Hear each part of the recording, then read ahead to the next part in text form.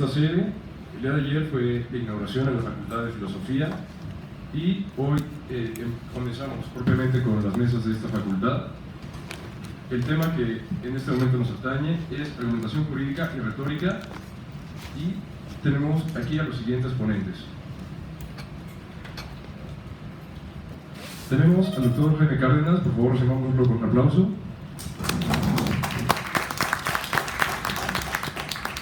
Asimismo tenemos al doctor Iván Islas, un aplauso también para él, por favor. Por otro lado también tenemos a la licenciada Xochitl Martínez Nava. Y finalmente tenemos al licenciado José Luis Guiteros Carbonell, un aplauso también para él, por favor.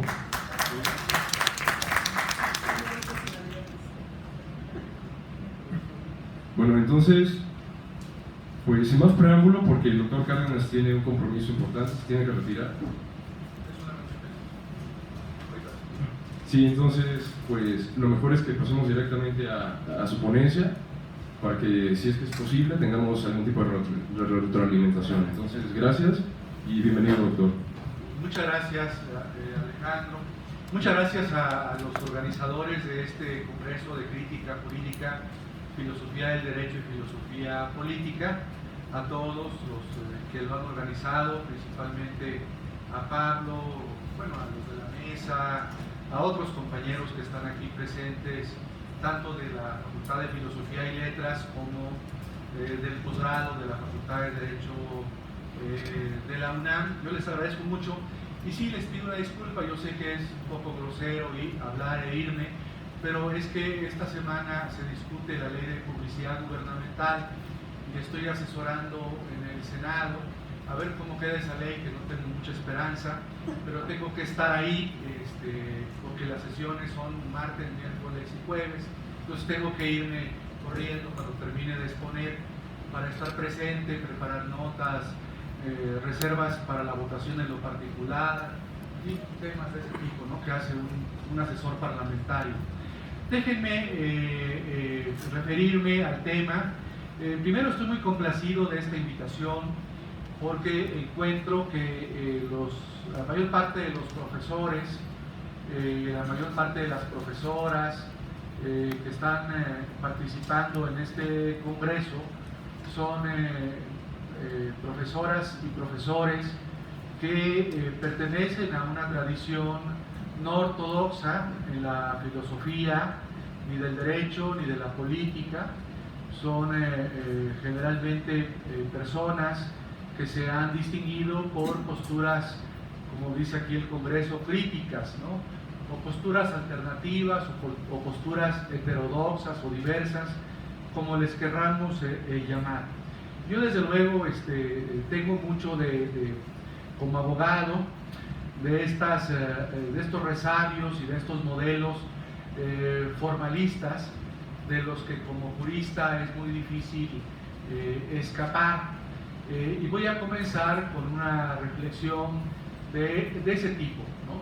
Algo importante. Hoy en la mañana oía que a Pablo, otro colega, profesor del posgrado, que seguramente ustedes conocen, Raúl Jiménez Vázquez, le preguntaba a Pablo: oye Pablo, ¿por qué nos incluyó en el programa el análisis de las epistemologías del sur, o el estudio de las epistemologías del sur? No sé si hay alguna parte sobre eso en el programa, pero creo que sí sería interesante eso y otras posturas. Entonces me hizo pensar que ante ustedes era importante. Yo la verdad, mi aproximación a la filosofía pues no es profesional. Mis estudios de filosofía son los de la preparatoria, después los de la licenciatura, ¿no?, la materia de filosofía del derecho, y en el posgrado. Pero supongo, y esto nuestra compañera filósofa nos lo va a decir cuando exponga, supongo que todos en las ciencias sociales, o en general en el conocimiento, en la epistemología, abordamos el conocimiento desde una perspectiva.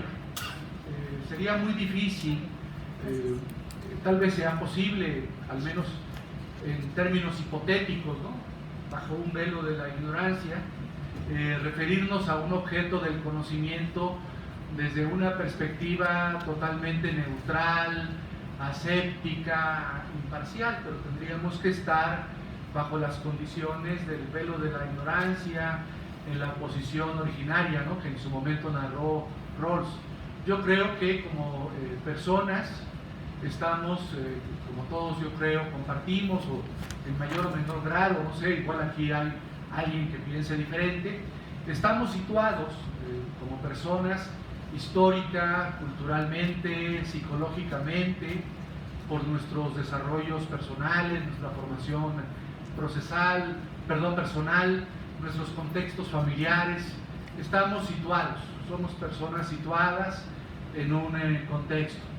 Entonces, como situados en un contexto, siempre tenemos la tentación de comprender y de estudiar el objeto, en este caso la argumentación o la filosofía del derecho o la filosofía política, desde una perspectiva.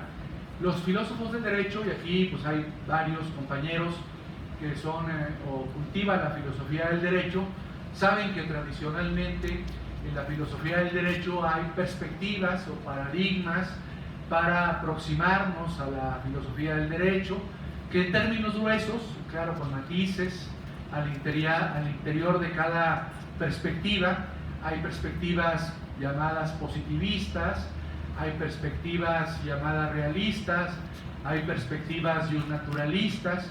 Desde luego que no son las únicas perspectivas de análisis del derecho, pero esas han sido las dominantes en el mundo occidental en los últimos 2 siglos. Yo aquí me voy a referir a otras perspectivas diferentes a esas tradicionales, que sobre todo impactan en mi área de estudio. Además de gustarme la filosofía del derecho y la argumentación, como ustedes saben, a mí me inquieta mucho por mis intereses personales, políticos, mi visión del mundo, la perspectiva constitucional. Entonces aquí vengo a hablar de 5 perspectivas constitucionales que tienen relación con la argumentación jurídica. La perspectiva más obvia con la que voy a empezar, que hoy tiene una gran difusión, un gran predicamento en la Facultad de Derecho de la UNAM, en otras facultades del país, desde luego en el posgrado, es una perspectiva neopositivista que algunos llaman neoconstitucionalista. Esta perspectiva, como sabemos, es muy importante, le da por supuesto, implica un cambio de paradigma. Bueno, esto es también un tema de debate en el positivismo tradicional, porque complejiza el análisis de lo normativo. Entiende que el derecho no es solamente un conjunto de reglas, de normas primarias, secundarias, terciarias, sino que en el derecho existen principios que están sobre todo plasmados o reconocidos en los textos constitucionales, en los tratados, que en el derecho existen valores. Esta corriente neoconstitucionalista le da una gran importancia para la argumentación, al papel que tiene el caso, las circunstancias del caso, el caso no simplemente como hechos, como conjunto de hechos, sino hechos problematizados desde la perspectiva de los principios, de los valores, de las reglas jurídicas, y también le da una gran importancia a un entendimiento muy amplio de lo que es lo jurídico. Hay, como ustedes saben, en el neoconstitucionalismo, posturas que vinculan la moral con el derecho, la política con el derecho, a diferencia del positivismo clásico, tradicional, jurídico, que rechazaba o hacía una separación tajante, por ejemplo, Kelsen, entre moral y derecho o política y derecho. En el neoconstitucionalismo o neopositivismo es posible entender vínculos y también entender que lo jurídico está conformado por elementos que provienen de la política, de la moral, y hay un elemento también muy trascendente en el neoconstitucionalismo o neopositivismo que establece como el actor fundamental de interpretación, de argumentación, de determinación del alcance de los derechos a los tribunales, fundamentalmente a los tribunales constitucionales, lo que provoca numerosas críticas desde la filosofía política, desde la ciencia política, porque estos tribunales constitucionales no tienen legitimidad democrática de origen y determinan cuál es el alcance, hasta dónde llegan los derechos humanos, cómo se protegen esos derechos humanos, determinan el alcance de los principios y procedimientos democráticos que están en la Constitución, nos dicen hasta dónde llega el bloque de constitucionalidad o el parámetro de regularidad constitucional, ¿no? Y esto con sometidos estos tribunales a una fuerte crítica por su déficit de legitimidad democrática. Esta es una escuela o una perspectiva que en el derecho mexicano se está asumiendo, por lo menos en el ámbito de las facultades, de los seminarios, de los institutos de investigación, que también es asumida por los tribunales más importantes de nuestro país, por la Suprema Corte, por el Tribunal Electoral del Poder Judicial de la Federación, y creo que es una perspectiva problemática. Es una perspectiva problemática porque en lugar de democratizar el sentido del derecho, esa es mi crítica al neoconstitucionalismo, elitiza el alcance, el concepto, las categorías jurídicas y los principios básicos del derecho. Eso puedo decir respecto al neoconstitucionalismo. Hay desde luego reacciones al neoconstitucionalismo o neopositivismo, tanto en América Latina como en el mundo entero. Por ejemplo, en los Estados Unidos hay una importante corriente teórica, aunque es minoritaria, que se conoce como constitucionalismo popular. Los constitucionalismos populares, hay autores, por ejemplo, norteamericanos como Mark Tushnet o Kramer, y en América Latina, en Argentina, Roberto Gargarella, que señalan que es indebido elitizar el derecho como lo hace el neopositivismo, y que debemos devolverle al pueblo, a la sociedad, a los grupos que conforman la sociedad, la posibilidad de definir el alcance de los derechos, de los principios democráticos. Entonces, por ejemplo, los constitucionalistas populares no le dan la última palabra a las Cortes Supremas o a los tribunales constitucionales para determinar el alcance de los derechos. Ellos consideran que es indebido que la Corte Constitucional, por ejemplo, declare con efectos generales la inconstitucionalidad de las leyes, porque eso es privar al Congreso de sus facultades y lastimar la legitimidad de origen democrática del Congreso, o lastimar la propia soberanía popular. ¿Por qué, diríamos, en el caso de México, asumiendo las tesis del constitucionalismo popular, 11 señoras y señores de la Corte Suprema van a decir lo que significa el derecho a la libertad de expresión, o lo que entraña la libertad de manifestación, o nos van a decir si la Ley de Seguridad Interior, recientemente aprobada y publicada en México, es constitucional o no, si se criminalizan o no las protestas en esa Ley de Seguridad Interior? ¿Por qué le estamos dando el poder a unas cuantas personas que no han sido elegidas democráticamente para definir el alcance del derecho? Ese poder, dicen los constitucionalistas populares, debiera estar en manos de la sociedad, debiera estar en manos del pueblo y no de una Corte Suprema.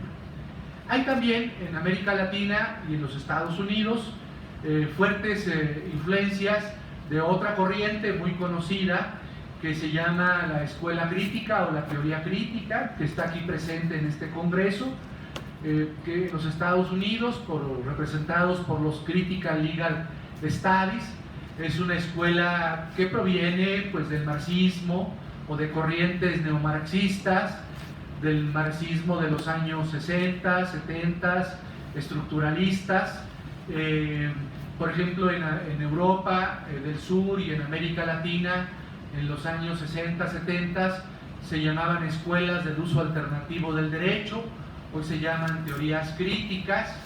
Son muy importantes en América Latina, en países como Brasil. Por ejemplo, en Brasil tenemos a Volmer. Son muy importantes en Argentina. En México tenemos a Óscar Correas y a discípulos de Óscar Correas. En fin, es muy importante la escuela crítica. Y como saben, la escuela crítica lo que postula es lo que sabemos todos nosotros, que el derecho legislado, que el derecho interpretado, argumentado, es un derecho que es expresión del poder de las clases dominantes, es una expresión del poderoso, es un derecho que es un instrumento para someter, para subordinar a las clases pues excluidas o marginadas, o que no tienen el poder ni económico, ni político, ni social en una sociedad.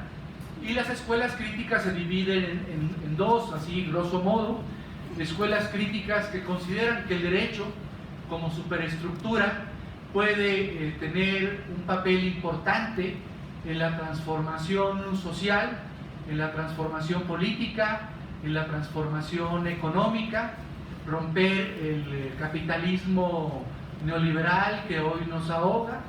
O también teorías críticas que sostienen que el derecho está perdido, que el derecho nunca será un instrumento de transformación, porque siempre es elaborado, siempre es construido, ya sea legislativamente o en los tribunales, reflexionado y argumentado desde una perspectiva de clase y desde una perspectiva de dominación. No hay posibilidades que el derecho sea un arma de transformación, ¿no? Las escuelas críticas del derecho. Hay otro paradigma muy importante, ya voy a ir terminando en los minutos que me corresponden. Comenzamos como 10, 20, ¿no? Llevo como 15 minutos.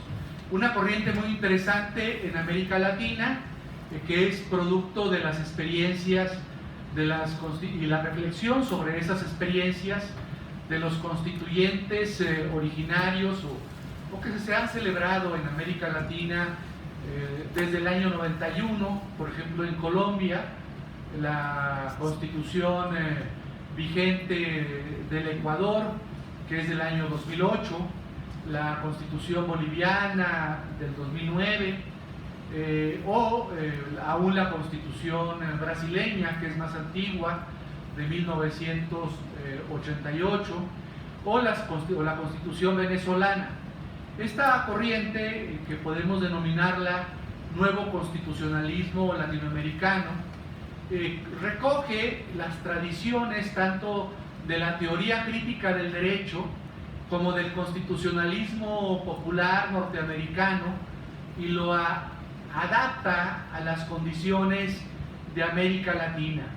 ¿De qué se trata? Bueno, es un constitucionalismo, por ejemplo, preocupado por modalidades diversas de la democracia, no solamente apuesta por la democracia liberal, representativa o electoral, que tiene tantas deficiencias en América Latina y en el mundo entero, sino que apuesta por modelos de democracia participativa, deliberativa, directa, democracia comunitaria de los pueblos originarios. Es un modelo que toma en serio los procesos de neocolonización en América Latina, que busca que el derecho sea un instrumento de descolonización en América Latina, que el derecho, por ejemplo, proteja, garantice, promueve la argumentación también, los derechos de los pueblos originarios, que el derecho en América Latina no esté occidentalizado, es decir, esto es muy interesante, que la concepción de derechos humanos, por ejemplo, no sea una concepción puramente occidental, sino que la concepción del derecho también se desprenda o se construya a partir de las prácticas, de las tradiciones, de lo que llamamos en México usos y costumbres y formas de organización política, económica y jurídica de los pueblos originarios, Es un derecho muy interesante porque plantea, por ejemplo, una visión de los derechos humanos no antropocéntrica.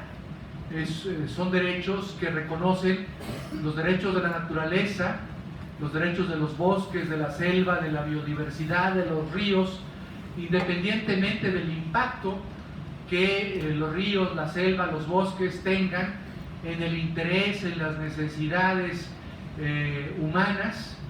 Hay, por ejemplo, una sentencia muy interesante recientemente dictada por un tribunal colombiano respecto al río Atrato, en donde se reconoce el derecho del río, independientemente a las personas o a las comunidades que viven alrededor o de los beneficios que proporciona ese río. También es una corriente jurídica o una perspectiva jurídica que recupera algo que, bueno, se conoce de manera a veces positiva, pero también de manera peyorativa en América Latina como populismo, es decir, la posibilidad de que el Estado tenga un papel más importante en la economía. Se oponen, por ejemplo, a las privatizaciones, a las liberalizaciones y a todo lo que está ocurriendo en el mundo de América Latina. Se oponen, por ejemplo, a los megaproyectos en América Latina que explotan a las comunidades, a las sociedades. Insisten, por ejemplo, en el cumplimiento pleno del convenio 169 de la OIT, de la Declaración Universal de los Derechos de los Pueblos Indígenas, también de la Declaración Americana de los Pueblos Indígenas, etc. Es una perspectiva muy interesante desde el punto de la argumentación jurídica. Hay sentencias trascendentes, por ejemplo, de la Corte colombiana, de la Corte Constitucional colombiana, en donde la Corte Constitucional colombiana reconoce la diferencia de los derechos de los pueblos indígenas respecto a una concepción occidental de los derechos humanos. O es muy importante también la labor que ha realizado la Corte del Ecuador, Constitucional del Ecuador, respecto a los derechos de los pueblos originarios, tanto indígenas como afrodescendientes, respecto a los megaproyectos y a la inconstitucionalidad, por ejemplo, de una ley minera aprobada en Ecuador. Entonces es un constitucionalismo muy interesante, tanto en su producción legislativa como en la argumentación de la interpretación que realizan los tribunales. Voy finalmente a la última perspectiva, que yo creo es la perspectiva dominante en América Latina y en el mundo. Es la perspectiva que está detrás del análisis del derecho, de la argumentación jurídica, de la creación del derecho. Yo, como asesor parlamentario, que ahora lo soy, además de investigador en la UNAM, la veo todos los días en el Congreso. A esa perspectiva le llamo la perspectiva neoliberal. Esa perspectiva, bueno, no es nada nuevo lo que voy a decir. Es una perspectiva en donde la aprobación de las leyes, en donde el dictado de las sentencias de los tribunales, pues no buscan la transformación, ni el respaldo de los excluidos, ni la descolonización, ni una perspectiva de los derechos humanos no occidental, ni el respeto pleno a los pueblos originarios.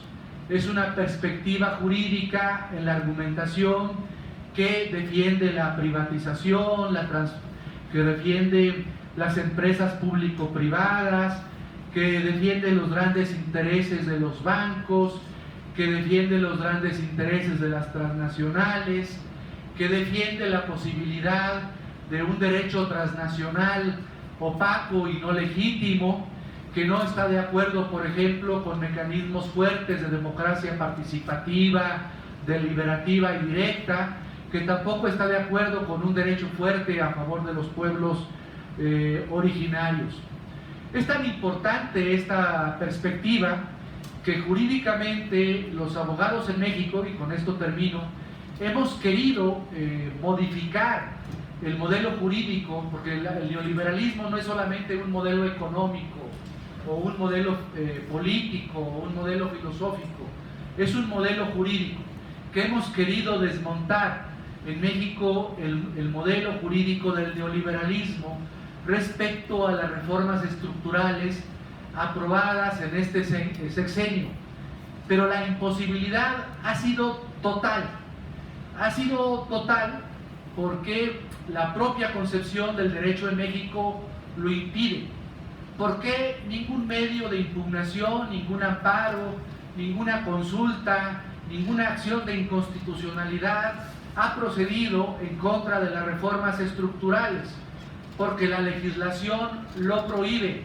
Esta norma no estaba contemplada en la legislación mexicana, se estableció en 2013 en la Ley de Amparo, y hoy en día la Ley de Amparo establece en el artículo 61, fracción primera, que el amparo es improcedente en contra de las reformas constitucionales, lo que imposibilita cualquier revisión de las reformas estructurales en México, cualquier revisión de las sentencias de los tribunales que se dictan al amparo o con fundamento en una reforma estructural. Es decir, el modelo jurídico del neoliberalismo impide un elemento fundamental de lo que teóricamente llamamos Estado de Derecho, que es el control de constitucionalidad, porque deja una porción normativa de lo jurídico alejada de cualquier posibilidad de control constitucional en México. Ese es el modelo jurídico del neoliberalismo. Es un modelo jurídico que asfixia más a la sociedad y que impide la discusión y de la deliberación pública sobre el derecho justo o el derecho conforme a los derechos humanos o del derecho conforme a los procedimientos democráticos. Es un derecho impuesto a favor de los intereses de las transnacionales y de los poderes hegemónicos en el mundo, sobre todo de los intereses de los Estados Unidos de Norteamérica. Muchas gracias por su atención y no sé si se abre un espacio de preguntas y respuestas, y si no se abre por respeto a mis compañeros, también yo lo acepto. Yo quiero preguntarles a ellos y sería muy breve, ¿no?, para los compañeros.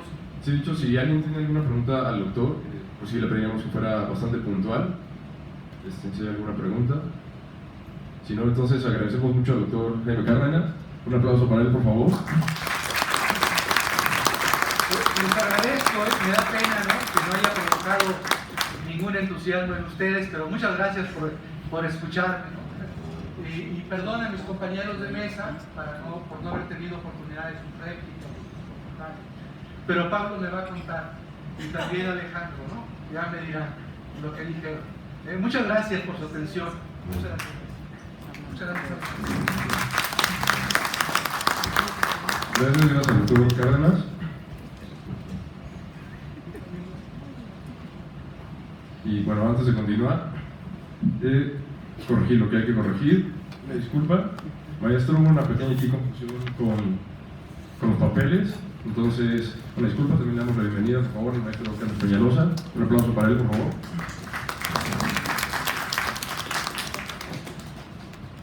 Y bueno, continuamos con este tema.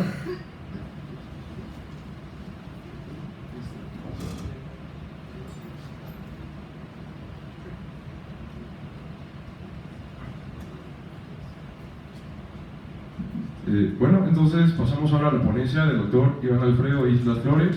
Él es licenciado en Ciencias de la Comunicación por la Facultad de Ciencias Políticas de la UNAM, es maestro en Comunicación, profesor de asignatura, y doctor en Ciencias Políticas. También es profesor de asignatura y ha impartido las materias Teoría del Discurso, Semiótica, Seminario de Metodología, Seminario de Semiótica de la Cultura. Sus líneas de investigación son la argumentación en el discurso político, procesos deliberativos en democracias, y trabajó para su tesis doctoral una investigación sobre el desempeño deliberativo en debates electorales. Démosle un aplauso, por favor. Y adelante, cuando guste.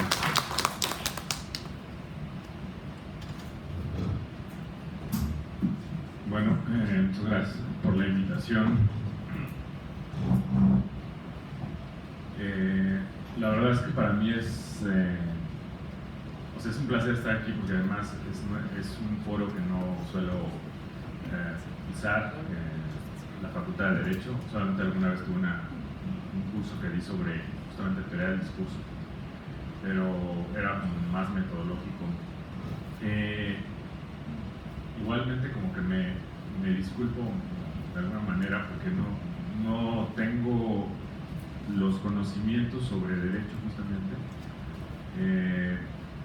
Entonces seguramente estaré diciendo alguna que otra, algún atrevimiento, alguna tontería, pero espero que haya comprensión de su parte, sobre todo para los que sí están en este ámbito, pero creo que trataré de hacer un vínculo entre lo que desde la comunicación y desde la ciencia política se estudia respecto a los procesos argumentativos y lo que nosotros observamos cuando desde una distancia vemos el quehacer ya sea de los jueces, de los legisladores o de los que están justamente en el ámbito del derecho. Entonces digamos, la charla que yo propongo se llama Retórica en la argumentación jurídica, la función de la retórica en el discurso jurídico. Entonces ya de entrada, pues lo que pretendo es vincular o establecer un vínculo entre las técnicas retóricas o plantear que existe un vínculo entre técnicas retórico-argumentativas del discurso y el ejercicio de la argumentación jurídica. En realidad se trata de más bien como de apuntar o hacer apuntes que pretenden visualizar o esquematizar qué asuntos están en juego cuando se pretende llevar a cabo esta conjunción. Al final de cuentas pretendo afirmar que la dimensión retórica en el ejercicio discursivo jurídico no puede ignorarse. Por el contrario, tendría que asumirse, ya que en términos de comprensión de dicho fenómeno, o sea, el discurso jurídico, resulta necesario el abordaje. El discurso jurídico echa mano de técnicas retóricas, ya que no basta la correcta aplicación de la norma, sino también la legitimidad de la decisión en un contexto social y político. Es un poco lo que comentaba también el doctor Cárdenas en alguna de sus referencias. Entonces, para tal, creo que sería conveniente hablar de algunos aspectos de la retórica en general. Desde la perspectiva que lo estoy abordando, pues más bien es desde la perspectiva de una retórica clásica, de enseñanzas de la retórica clásica, ¿no? Entonces, mis puntos de partida es el arte del discurso persuasivo, cuando estoy hablando de retórica, es en realidad pues hallar de algún asunto su carácter justo persuasivo, ¿no? Es una técnica también, ese es un asunto muy importante, porque cuando estoy hablando de retórica estoy hablando o haciendo referencia a una técnica que tiene fines prácticos, ¿no? Eso es algo que creo que es una enseñanza de cuando uno revisa todas las retóricas a lo largo de la historia del conocimiento, ¿no? Si bien hay otras dimensiones de abordaje, por ejemplo el filosófico, porque también la retórica se puede abordar desde la perspectiva filosófica, mi punto de partida pues, será en ese sentido. La retórica en una contraposición también frente a la lógica y a la dialéctica, aunque yo creo que Xochitl nos va a hablar después de eso. Y no es que necesariamente haya una contradicción, ¿no?, respecto a la lógica y a la dialéctica, sino más bien hay una contraposición más bien, ¿no?, y habría que hacer las distinciones.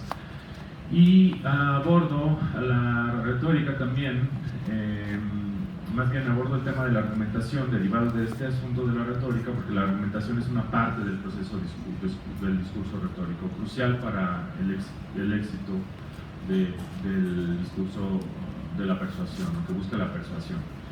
Es importante hablar entonces de la validez del discurso retórico.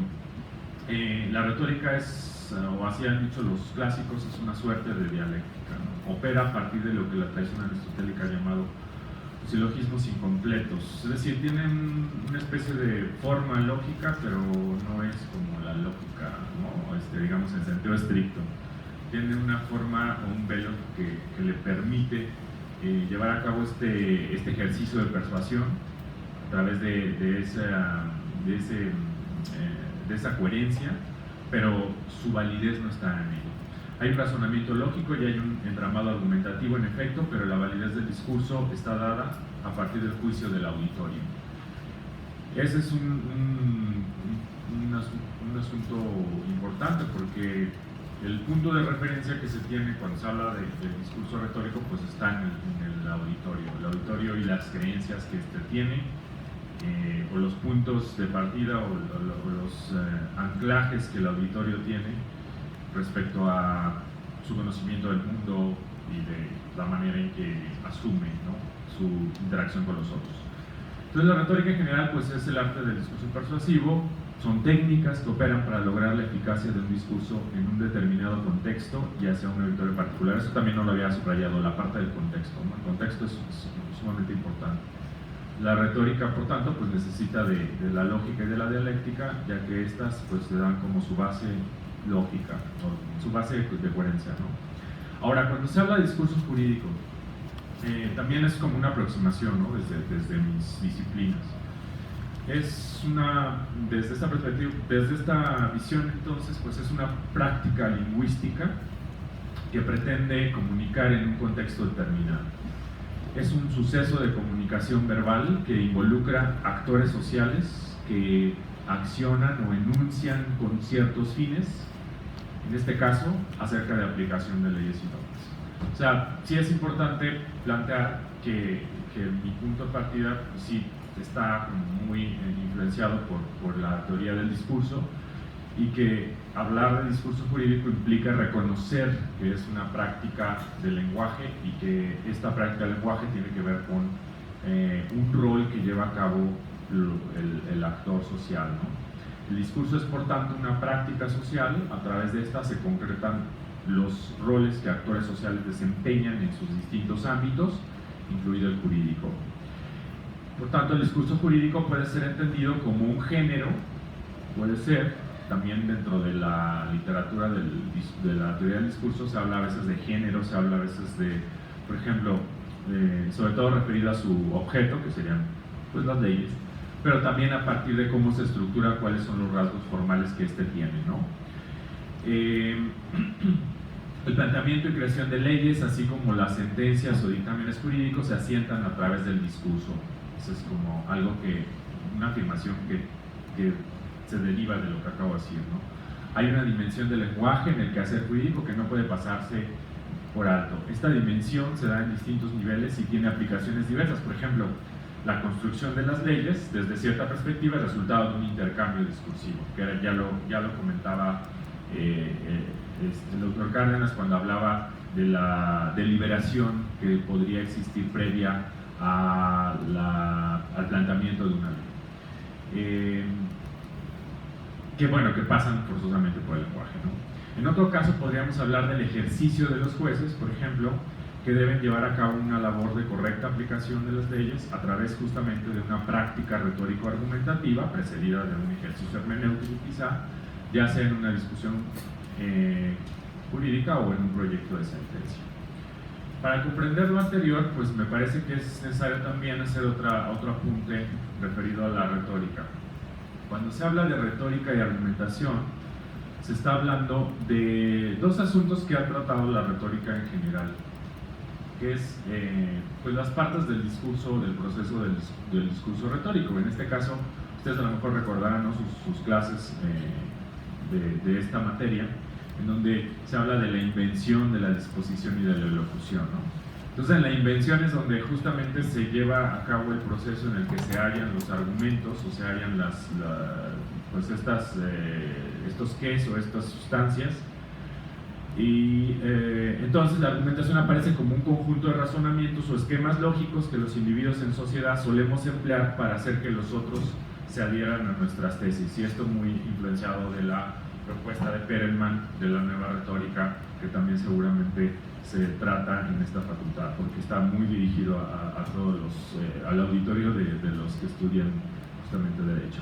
Por otra parte, dentro de la disposición, o sea, en las etapas de la retórica, bueno, está la inventio, que es como vamos a ver qué vamos a decir, ¿no?, en el discurso, y ahí es donde se hallan los argumentos. Y después en la disposición también la retórica clásica o las enseñanzas de retórica clásica nos han dicho que hay una parte de esta manera en que se puede estructurar el discurso en la que existe la argumentación. O sea, hay una parte que es en donde se argumenta dentro de un orden que se sugiere cuando se lleva a cabo el discurso. Bueno, todo esto se da en esta búsqueda de poder adherir a los demás a nuestras tesis, a nuestros fines, y bueno, esto puede ser aplicado a cualquier tipo de discurso. Por ejemplo, el discurso publicitario, pues por citar un ejemplo, este tiene cierta racionalidad y busca pues, que los otros se adhieran al planteamiento que hacen sobre algún producto o servicio, en fin. Pero también puede ser aplicado todo esto a otro tipo de discursos, como por ejemplo el discurso jurídico. Entonces, después de este paréntesis, el discurso jurídico, por tanto, tiene peculiaridades que lo distinguen de otros, ¿no? Aparentemente persigue únicamente la lógica. Lo que quería decir hace rato con lo de esta referencia a la retórica clásica es que pareciera, porque y de hecho estaba revisando un texto que por algún motivo me llegó, que lo publicó la Suprema Corte de Justicia, que hablaba de retórica, era una especie de curso de retórica, y yo dije, bueno, a ver, voy a checar cuál es el interés de los, bueno, en este caso de la Suprema Corte para poder dar este curso, para poder publicar este libro de retórica. Y ellos hablaban, y no está muy claro, hablaban como de que el juez necesitaba como herramientas para poder desarrollar su argumentación de manera clara, ¿no? Y de manera lógica, porque decía el texto que pues no, que a veces faltaba eso, había ese como especie de vacío en la formación, me refiero. Y yo dije, pues sí puede ser que esa sea como un aspecto que habría que considerar o sea, cuando uno trata de vincular estos dos asuntos, la retórica y la argumentación retórica y la argumentación jurídica, pero creo que va más allá, y ahorita les diré por qué va más allá. El discurso jurídico, por tanto, tiene dos peculiaridades que lo distinguen de otros. Aparentemente persigue únicamente la lógica, es decir, una lógica, y está un poco ligado a lo que les decía, pues toma como punto de referencia la regla y a partir de ahí se construye, ¿no? Entonces, cuando uno echa mano de las técnicas retóricas, está haciendo referencia a las técnicas, sobre todo situadas en la argumentación, que tienen que ver con esta manera en que estructuramos y que hallamos ciertos esquemas para poder plantear una disertación, para disertar o para poder plantear una afirmación o desarrollar una afirmación. Y por tanto, bueno, pues sí, tiene que ver con ello, ¿no? Tiene que ver con establecer con plantear una lógica, ¿no? Es decir, por ejemplo, el Tratado de la Argumentación de Perelman pues, nos da un compendio de esquemas argumentativos en donde seguramente los juristas pueden echar mano, porque son esquemas que los todo ente de razón, dice Perelman, pues han utilizado a lo largo de la historia, ¿no? Pero yo creo que hay problemas mucho más, pues, más fuertes, ¿no? En esta relación. Observo ciertos problemas cuando se trata de clarificar la relación entre retórica y discurso jurídico. Por ejemplo, me hago preguntas, ¿no? ¿Es un asunto solo de exposición y por tanto entonces la retórica o la técnica retórica nos ayuda a la exposición? ¿Es un asunto de exégesis, es decir, es un asunto de interpretación y por tanto también la retórica nos ayuda a poder establecer esta exégesis? ¿Es un asunto de traducción también o de clarificación, como por ejemplo nos hablaba el doctor Cárdenas cuando decía que en algunas regiones teníamos que hablar o sea, puntualizar, ¿no? A partir de los contextos y por tanto pues hacer una traducción? Es un asunto de lograr la coherencia entre la regla y su aplicación frente a los hechos.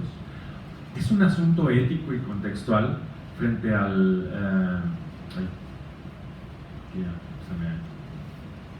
bueno, en general es un asunto ético y contextual frente a una aplicación, digamos, como ortodoxa, ¿no? De la regla. Entonces me parece que sí hay varios asuntos que habría que plantearse. Por una parte, les digo, está este abordaje desde la elocución que habla de la lógica, de la coherencia, de los estilos, de las figuras, de los tropos que se utilizan en este ejercicio de argumentación jurídica, pero también está el abordaje que ya comenté sobre la argumentación, que desde esta perspectiva se habla de las estructuras argumentativas, de los esquemas argumentativos o razonamientos empleados para lograr la persuasión. O está esta otra perspectiva, que es un abordaje desde la ética y la política, donde se hablaría, bueno, de legalidad, facticidad, que es lo que hablaba Habermas en Facticidad y Validez en 2008, la legitimidad frente a la validez, ¿no? Es legalidad, facticidad, legitimidad, validez.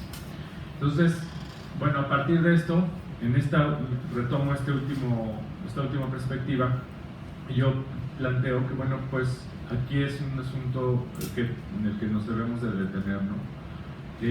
Los jueces, y es parte de mi interés porque al final pues provengo de una escuela de política, ¿no? De ciencia política. Entonces los jueces en este caso, por ejemplo, los jueces no son votados, ¿no? Su legitimidad deriva de la voluntad del pueblo en un segundo nivel. ¿Esto qué quiere decir? Pues que no hay un voto, ¿no? Pero son ratificados por el Congreso. Y los jueces entonces tienen que legitimarse a sí mismos por sus sentencias, ¿no? Esta legitimidad debe ser considerada, o debe considerar toda esta parte que ya comenté de la lógica, pero también tiene que haber una legitimidad que provenga de una ética de acuerdo a virtudes propias de la labor del juez, ¿no? Que es pues, justicia, prudencia, responsabilidad, imparcialidad, honestidad, en fin. Entonces hay un proceso en sí racional que pretende ser la base de la persuasión, que es la legalidad, ¿no? Que esa sería como la hipótesis legal desde esta perspectiva de la argumentación jurídica, pero creo que ahí es donde está la función de la retórica, ¿no? El discurso jurídico echa mano de técnicas retóricas, ya que no basta la correcta aplicación de la norma, sino también la legitimidad de la decisión en un contexto social y político. El ejercicio ético del derecho, en franca relación con la retórica, procura la defensa de los valores por medio de la palabra y los mecanismos institucionales. No sé cuánto tenga de tiempo, pero ya se agotó. Todavía tengo. Entonces, bueno, ya con esto concluyo, pero por ejemplo, yo me podría pensar así ya en una suerte como de reflexión, pues un poco informal, que no está desarrollado de manera como muy estricta, pero me ponía a pensar, por ejemplo, casos, ¿no? O sea, por ejemplo, el derecho a la salud o la atención a la salud universal. En el caso de que se esté violando tal derecho, el juez tendrá que analizar el caso, ¿no? Tendría que darse preferencia, por ejemplo, por decir un caso, ¿no? Tendría que darse preferencia a algún ciudadano por su color de piel o por su condición de género. Por tanto, pues este individuo pues tendría que desarrollar una argumentación clara y precisa para, en este caso, indicar que se trata de una violación a un derecho y que X ciudadano tendría que ser atendido de inmediato. O, por ejemplo, el caso de Florence Cassé me sonaba, ¿no? Cómo de manera discursiva plantear que este caso, bueno, además de llevarlo lógicamente y lograr su éxito en términos de aplicación de la ley, también comunicar que es un caso que puede ser didáctico o que extensivo, ¿no? Ese también es un reto de manera de orden retórico, ¿no? O el caso de materia electoral en el que por ejemplo, hace la otra elección o hace 2 elecciones, no recuerdo, ¿no? Donde se decía que había fraude electoral. Entonces, el juez tenía que ante la presión política tenía que sostener, ¿no? En un contexto determinado y situado que no había materia para poder afirmar desde la perspectiva jurídica que había tal fraude, ¿no? Esa es una perspectiva o es un caso hipotético. Otro caso podría ser el de los datos de los ciudadanos que quedaron expuestos por el caso Cambridge Analytica, en donde pues se cuestiona, ¿no? Una serie de derechos que fueron violentados y que los jueces también tienen que, o los que interpretan desde la parte jurídica tendrían que desarrollar, y además ahí con desafío total, porque son aplicaciones, son fenómenos nuevos que tendrían que ser vistos a la luz, ¿no?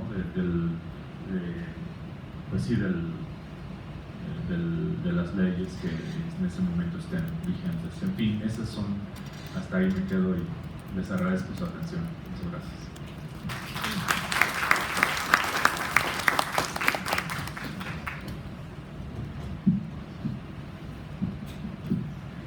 Gracias al doctor Iván Islas por su ponencia, y continuamos entonces con esta mesa con la intervención de la licenciada Xochitl Martínez Nava. La licenciada Xochitl Martínez Nava es pasante de la licenciatura en Filosofía, así como profesora de Lógica Proposicional. Cuenta en su haber con distintas publicaciones, sobre todo en el ámbito de la didáctica y la lógica, así que adelante. Gracias. Buenos días. Gracias por la aclaración. Cuando me pidieron la información, hice un uso anfibiológico de la conjunción, o sea, puse mal los datos y en efecto no es pasante. Me disculpo por José Luis, que también aparece en el programa, por cuestiones. Él es jefe del Departamento de Servicio Social y no nos pudo acompañar por cuestiones administrativas, sin embargo me hizo llegar su trabajo. Entonces va a ser una mezcla de ambas ponencias con un solo orador, que sería en este caso yo, Xochitl Martínez, que sería yo. Nos invitan como para darle un poco la parte formal de la lógica desde la filosofía, pero somos en la facultad les llaman a las personas que hacen lógica, les llaman analíticos. Sin embargo, ni José Luis ni yo somos analíticos, pero sí sabemos la tradición. Para ello vamos a partir del hecho de que todos nosotros vamos por la vida argumentando casi en todo momento, ¿no? Sin importar el ámbito, profesión o ocupación a la que nos dediquemos, todos nosotros, ya sea nuestra vida práctica o profesional, leyendo el periódico, una revista, ya sea que realicemos una operación de compra-venta, o quizá utilizando el internet o simplemente escuchando la plática entre conocidos o extraños, es seguro que en cualquiera de esas actividades nos encontremos argumentando. Por otro lado, no podemos toparnos con personas que dan razones. Lo hacen los científicos, los artistas, los filósofos, los abogados, everybody.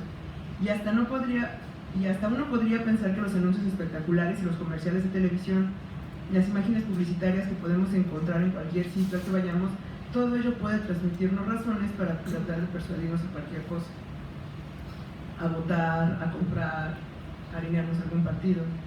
Consumimos razones, pero también las producimos. Usamos razones para justificar nuestras creencias, las hacemos también para justificar o explicar nuestra conducta, para reclamar lo que creemos injusto, así como también lo hacemos para elogiar, para tomar una decisión o sopesar los pros y las contras de una posible disyuntiva de acción, o simplemente para tomar una decisión en un momento dado. Cito a Luis Vega: por argumentar en general, cabe entender la manera de dar cuenta y razón de algo a alguien, ante alguien, otra vez. En general, cabe entender la argumentación como la manera de dar cuenta y razón de algo a alguien, ante alguien, con el propósito de lograr su comprensión y asentimiento. La argumentación es la acción de argumentar, valga la circularidad, o el producto de esa actividad. No solo es el argumento como tal, sino también toda la actividad es la argumentación. Tratándose de una actividad discursiva e intencional, corre a cargo de un agente con una determinada pretensión, en particular la de dar cuenta y razón de algo a alguien, y con un determinado propósito en particular, la de inducir a los destinatarios del discurso a asumir o aceptar lo propuesto. ¿Ok? Sin embargo, no todos los argumentos tienen las mismas características. Y ahí es donde quiero hacer el énfasis en los argumentos falaces o los pseudoargumentos. El tema va hacia las falacias también. Históricamente, las falacias, que son un tipo de argumentos que a continuación vamos a perfilar, han sido catalogadas y estudiadas, y todos recordarán sus clases en la prepa. Bueno, algunos recordarán sus clases en la prepa con las falacias ad hominem, ad baculum, ad y todos esos latinajos que eran medio intragables, ¿no?, en la prepa. Y estos son tipos de argumentos. Están tratando de convencer al interlocutor a que haga ciertas acciones o a que ejecute ciertas acciones o se convenza de que algo va a pasar, de ciertas razones. Sin embargo, lo que diferencia, ¿qué es lo que hace que por qué el argumento era falaz y por qué algunos no son falaces o son correctos? ¿No? En fin, tiene que ver con la estructura lógica también, pero no solo. Generalmente las falacias se han definido como argumentos fallidos o fraudulentos. ¿Ok? Sin embargo, la falacia es a los argumentos lo que la falsedad es a las proposiciones que lo conforman. Es decir, ahí viene la parte extraña. Puede haber falsedad y falacia no es lo mismo. Y por favor dejen de usarlo de manera indiscriminada como si fuera lo mismo. Bueno, les sugiero fuertemente, ¿no? Pueden hacer lo que ustedes consideren. La falacia es la forma en la que está expuesta el argumento, el punto de partida y la conformación de lo mismo, pero la falsedad la tiene solo las oraciones o las proposiciones o las partes que lo conforman. Con lo cual puede, y ahí está lo extraño, puede haber usos falaces de premisas verdaderas o de premisas falsas. ¿Ok? Entonces puedes con una información verdadera presentarla de manera falaz. No sé si es como claro este punto. Si quieren en la ronda de preguntas, si no les queda claro, profundizamos más. Sin embargo, lo que cobra relevancia en las falacias son los contextos o las composiciones de los contextos discursivos donde estos pretenden obtener el asentimiento. ¿Ok? Es decir, que en una argumentación hay otros procesos que solo el salva veritate, o lo que en lógica formal llaman validez. Aquí hay un uso, choca el uso de validez de algunas tradiciones con el en general. Porque tú lo usabas como legitimidad a veces, así, es muy extraño. La validez formal, sin embargo, es que de información verdadera tú no puedas concluir información falsa. Entonces el criterio se le llama salva veritate. ¿Ok? Seguimos.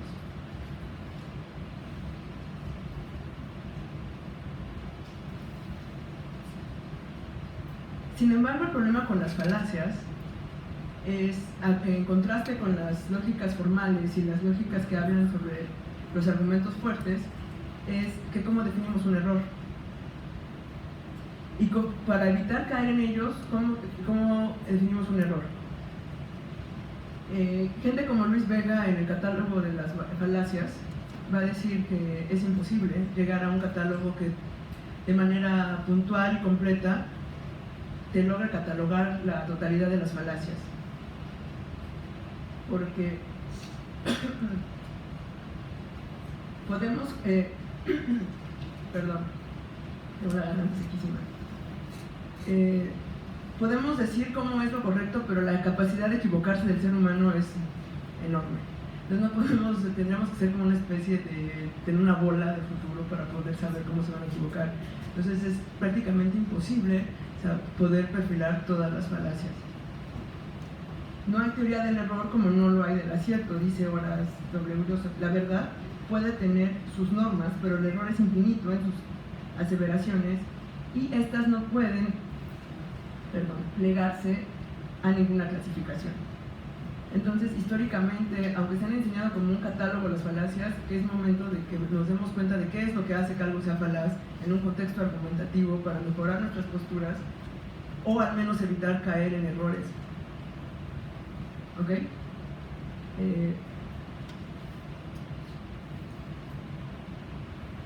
Ahora, también aquí, y coincidimos aquí totalmente, también el contexto puede hacer que tu argumento sea falaz. Y aquí empezamos a entrar a la diferencia entre la lógica formal y la informal, la llamada informal, que es teoría del discurso, ¿no? Si viniera un político corrupto, escojan el de su preferencia, y para no meterme un gol solamente lo dejaré en abstracto, que viniera y les dijera la corrupción es mala, ¿no? Y tenemos que combatirla. nosotros inmediatamente diríamos esto es una falacia, algo está mal, nos generaría algún tipo de controversia en nuestra mente, pero desde el punto de vista de la lógica formalista puro, te va a decir lo que tú estás haciendo es una dominem, porque puede venir la persona más corrupta a decirte que está mal la corrupción y tú tienes que atender al argumento. Pero lo sentiríamos como en una especie de contradicción con nuestras intuiciones más prístinas. Por eso es que la propuesta actualmente, y también en el Perelman, es tratar a las falacias y la teoría del discurso desde otra perspectiva que no sea solo la formalista, y decir que si no se cumplen sobre todo que si no se cumplen ciertas estructuras formales estamos ante una falacia y ese argumento es malo y hay que desecharlo y no sirve y a la basura. La propuesta es entender a las falacias como un fenómeno discursivo que nos está diciendo algo más y que en todo caso hay que evitarlo o hay que saberlo tratar, no nada más falacia, el que sigue, falacia, no nada más catalogarlo, sino incluso en la detección del error, saber cómo abordarlo, porque es un error, implica que conozcas ciertos conocimientos, que tengas ciertos conocimientos de las falacias.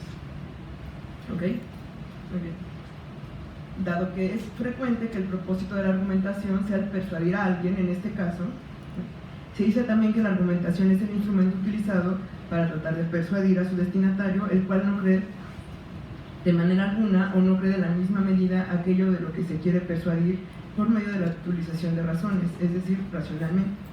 Sin embargo, aunque los términos argumentar, inferir o implicar significan cosas muy distintas, en ocasiones se suele entender a la lógica como una teoría de la argumentación o una teoría de la inferencia válida o una teoría de la implicación. La práctica de la argumentación es una práctica comunicativa que contiene un aspecto eminentemente social, aspecto del que carece la implicación o la inferencia, lógica formal. Hablar de relación de implicación es hablar de las relaciones entre proposiciones, de tal manera que cuando se afirma que una proposición es implicada por otra proposición, se entiende que la verdad de esta última proposición se sigue de manera necesaria de la verdad de aquella. ¿Sí es claro? No puedes concluir algo falso de algo verdadero, punto. Al menos de manera válida. Sin embargo, en contra de lo que se pudieran pensar algunos formalistas ingenuos, de la aceptación de que una proposición cualquiera, digamos P, implica necesariamente otra proposición Q, de ello no se sigue de manera inmediata natural que se pueda decir P, bien podría considerarse como una razón de Q. Es decir, nuestra favorita, que es con la que estábamos discutiendo José Luis y yo, la petición de principio. Formalmente, en términos estructurales, dado que tienes P, no puedes concluir P. Dado que tienes una oración con sujeto y predicado, que es verdadera, tú puedes concluir la verdad de esa misma oración. La puedes repetir. Sin embargo, eso es una petición de principio. A él le gusta decir en sus clases, al inicio de su curso, todos van a reprobar, ¿no? Y a ver, argumentenme. Entonces, todos están así. En la lógica formal sería, todos van a reprobar porque todos van a reprobar. Punto. Ahí hay una relación válida, es verdadero. De la verdad de una proposición se sigue a la otra verdad de otra proposición. Entonces, todos van a reprobar porque todos van a reprobar. Y no hay una ad baculum, que es por autoridad. No hay otro tipo de juicios, te estoy diciendo algo bien válido y algo bien verdadero. Sin embargo, es una petición de principio. Entonces, las categorías de las lógicas formales no alcanzan a dar cuenta de los procesos de las lógicas informales o de otro tipo de teorías del discurso, como la que estaban exponiendo anterior, la que me precedió. Entonces, si bien la lógica es un punto sine qua non, no es el punto fundamental ni decisivo, puesto que hay otros procesos como la fuerza del auditorio, a quién se lo está dirigiendo, desde dónde se lo estás diciendo. Razonar e inferir, muy en contra de lo que pudieran afirmar los más elementales textos de lógica clásica, son procesos psicológicos encaminados a una posible revisión o conservación de creencias, deseos o planes o intenciones. De esta manera, al afirmar que alguien razona concienzudamente, no se dice otra cosa que quien lo hace no está haciendo algo distinto que practicar inferencias. De ahí que podemos decir simplemente que una inferencia no es más que el tránsito de una creencia a otra. Por todo lo anterior, asimismo, debería ser claro que tampoco es lo mismo argumentar que razonar. Argumentar es, como ya lo hemos mencionado, dar cuenta y razón de algo, de tal manera que de ello se sigue que los argumentos expresan razonamientos. aun cuando digamos que razonar, al contrario de argumentar, no constituye por sí mismo una práctica comunicativa. Puedes razonar en privado, ¿no? Cuando razonamos lo hacemos con distintos fines, bien sea que estemos tratando de resolver enigmas, buscando la conclusión que pueda extraerse de premisas, tratando de aclarar una temática que no hemos logrado descifrar del todo, o ya sea que simplemente estemos tratando de entender algo que en determinado momento no parece difícil de entender. Por tanto, a diferencia de argumentar, razonar no es un intento de ofrecer justificaciones o una opinión o creencia. Es claro que en múltiples ocasiones nuestras argumentaciones son precedidas por razonamientos y que nuestras argumentaciones expresan lo más notable de nuestros razonamientos y que por ello ha sido desarrollado en momentos diferentes y del todo fuera del contexto de nuestra argumentación. Asimismo, podemos decir que no todos los procesos comunicativos implican por necesidad interacciones que involucren signos de un repertorio social que es compartido por todos los participantes en el proceso. De ahí que entendamos que toda comunicación de una u otra forma implica información, bajo el supuesto de cualquier suceso capaz de transmitir conocimientos entre un emisor y un receptor a través de un medio. La diferencia fundamental es que la comunicación no se limita a la transmisión de conocimientos, sino que trata de modificar comportamientos, actitudes, representaciones o conocimientos de los interlocutores, y por eso necesita la respuesta del receptor. De ello se desprende que la forma más propia de la argumentación es el diálogo, y por el diálogo entendemos una interacción verbal lingüística ordenada por reglas en las que los participantes se esfuerzan por tratar de alcanzar un fin mediante el intercambio de razones, y dado que se trata de un tipo de intercambio normado por las reglas, los participantes en él contraen ciertas obligaciones. Una de las más importantes de esas obligaciones es el de ofrecer razones que apoyen sus afirmaciones. En el caso de las falacias, las razones que se ofrecen no son suficientes o están expuestas de manera tramposa para soportar las conclusiones. En caso de los que dialogan con ellos, se les pide dar respuestas y que en caso, otra de las obligaciones que contraes es esforzarte por hacer que tus razones le sean suficientes al otro. Y que puedas responder frente a posibles contraargumentos que pudieran presentarse, que se pudieran presentar. Entonces estamos hablando de un proceso dialéctico, no en un sentido filosófico hegeliano, sino en un sentido de que es una situación dialéctica, en un sentido de que es dialógico y está regida por reglas procedimentales específicas. Entonces regresamos con las falacias.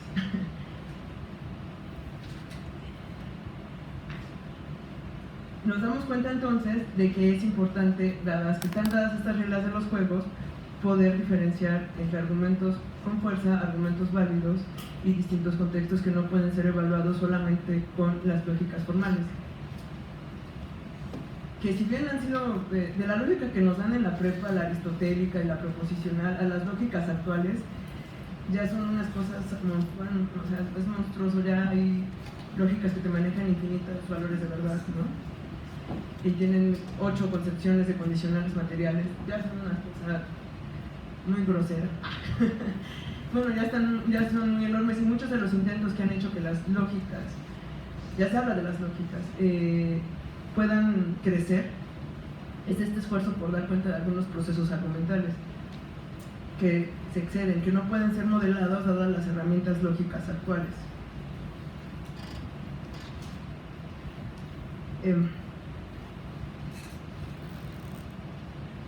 La lógica se ocupa de los productos de la argumentación, textos o discursos en los que se presentan justificaciones para una tesis, justificaciones que podrían considerarse buenas o malas, mejores o peores. La lógica informal es el estudio normativo de los argumentos. Johnson y Blair la definen como una rama de la lógica que tiene por objeto desarrollar estándares, criterios y procedimientos no formales para el análisis, la interpretación, la evaluación, la crítica y la construcción de argumentaciones en el discurso cotidiano. La pregunta central de la lógica informal es: ¿qué es un buen argumento? No qué es o por qué un argumento es válido. Recuerden que validez, estamos entendiendo eso, ¿no? De premisas verdaderas no puedes obtener una conclusión falsa. Sin embargo, acá es que sea un buen argumento. Entiendan, ¿no?, como lo estaban exponiendo anteriormente, ¿no? ¿Qué hace que mi argumento persuada? ¿Qué hace que mi argumento tenga otras cosas que simplemente preservar verdad? y no estamos demeritando el preservar verdad, pero creemos que no es suficiente para distintos órdenes discursivos. La lógica informal difiere de las disciplinas como la retórica o la lingüística por su carácter normativo. No estamos diciendo que no tengan normas, sino que son distintas. El adjetivo informal marca distancia con la lógica formal deductiva y sus técnicas, de la que se distingue, entre otras cosas, por su objeto la lógica formal, que es la teoría de la implicación. Y sabemos que implicar algo y ser una razón para algo son totalmente distintas. Aquí es muy importante esta situación. En el ejemplo de todos reprueban, que todos reprueben implica que todos reprueben. Pero eso no es una razón, ¿no? Puede ser porque los odio, bueno, suponiendo que es un maestro, ¿no? Porque el maestro los odia, porque es un arbitrario, porque su ejercicio didáctico lo quiere llevar a las últimas consecuencias, pero que algo se implique no es una razón en otro sentido para esa misma conclusión. Finalmente, la mención del discurso cotidiano es un modo de referirse a la práctica argumentativa. Así pues, tenemos que cuando estamos argumentando, la argumentación puede estudiarse desde distintas perspectivas, en cambio, que corresponde a otras distintas disciplinas con distintos objetos de estudio. Los objetos pueden verse del lenguaje como una función del lenguaje cuyo estudio compete a la lingüística, como un proceso cuyo estudio corresponde a la retórica, como un procedimiento cuyo estudio compete a la dialéctica, o como un producto cuyo estudio corresponde a la lógica formal. Aunque apoyaremos aquí, el licenciado y yo, la perspectiva predominante de que la lógica en la práctica, esos hilos posiblemente entre otros se entrecrucen formando una trama, y eso es lo que se llama teoría de la argumentación. Entonces, a la provocación que caímos en el coloquio de decir que no existían, que en lógica formal no existían falacias, informal, que no existían falacias, realmente sí existen, pero no bastan las herramientas de la lógica formal para decir que algo es falaz. Y vuelvo al ejemplo de la petición del principio. También, no sé si alguno de ustedes ha visto la película de Negación, si no se las recomiendo mucho, que es de una historiadora que es demandada por escribir un libro en donde difamaba a otro que a su vez negaba el Holocausto. Entonces no se las spoileo más. Pero se las recomiendo mucho, sobre todo como estudiantes de Derecho, porque ahí, por ejemplo, se desarrolla el juicio en Inglaterra, y el juicio, yo no sabía que en el modelo inglés ahí no hay presunción de inocencia. Entonces ella tiene que mostrar que no es culpable. Bueno, no ella, sus abogados. Hay una parte donde llevan al que está denunciando que le están levantando falsos porque según él nunca existió el Holocausto, y la otra persona al decir que sí existía el Holocausto lo estaba difamando. Se hace ahí un enredadero muy interesante. Llega una parte en la que hay, en las mirillas donde hacían, y espero no estoy tocando sensibilidad, estoy narrando la película, supuestamente en donde se quemaban los cuerpos, lo que él decía que eran cadáveres, había una mirilla, y esa mirilla a su vez tenía rejas. Entonces en el juicio le preguntan, ¿cómo es posible que si aquí estabas quemando cadáveres, porque dices que aquí no se quemó a nadie vivo, ¿por qué la mirilla tiene rejas? Si ya eran cadáveres, ¿no? Y solo les voy a despolear esa parte, véanla. Entonces le dice, no es posible que existan las rejas, dado que existen las rejas, existió el Holocausto. Pero esto queda muy raro si nos vemos en lógica formal, debería ser al revés. Dado que existió el Holocausto es la razón suficiente para que entonces existieran estructuras arquitectónicas de esa manera, ¿no? Esa es la justificación. Sin embargo, en el juicio hace lo que le llaman en lógica afirmación del consecuente, es decir, al revés. Porque existieron las rejas, entonces existió el Holocausto. Sin embargo, en el juicio llevan al acusado a un punto en el que no puede retornarse porque no puede encontrar otra justificación a las rejas en donde se supone que ya estaban quemando cadáveres. Pues porque la gente está tratando de escapar, obviamente. En ese contexto es muy claro, tanto como en el de José Luis reprobando a sus alumnos sin que siquiera sepa sus nombres, que las herramientas de la lógica formal no nos permiten una evaluación mayor sobre los elementos persuasivos que de hecho suceden discursivamente. Entonces, por eso era la provocación. Las falacias en los catálogos clásicos y las herramientas de la lógica formal no nos ayudan a comprender la totalidad de los errores. Y la invitación es a que se estudie también la falacia y no solo el acierto, no solo la parte positiva del discurso, sino también la parte negativa, la parte del fallo, porque además eso complementa el horizonte crítico en términos de un análisis argumental. Gracias, Ochil, gracias. Y bueno, finalmente tenemos la intervención del maestro Carlos Peñalosa. Él es licenciado en Derecho, maestro en Derecho por esta facultad y es maestro de asignatura de las clases de Derecho Internacional Público y Privado. Entonces lo recibimos, por favor, con un aplauso. Adelante, maestro. Gracias, buenos días. Antes que nada me felicito por estar en tan distinguida mesa, por los esfuerzos del comité de armonizar y comunicarnos entre dos o más ciencias, ¿no? Entre la filosofía, el derecho, la comunicación, la ciencia política, por este esfuerzo de hablar sobre la argumentación, la retórica, el diálogo, la lógica. Yo traigo unas ideas para apuntarlas con ustedes, compañeros, sobre, lo denominé pequeñas notas para hablar de una argumentación latinoamericana. Esto es importante porque ¿dónde queda América? Pensándolo en el mundo global.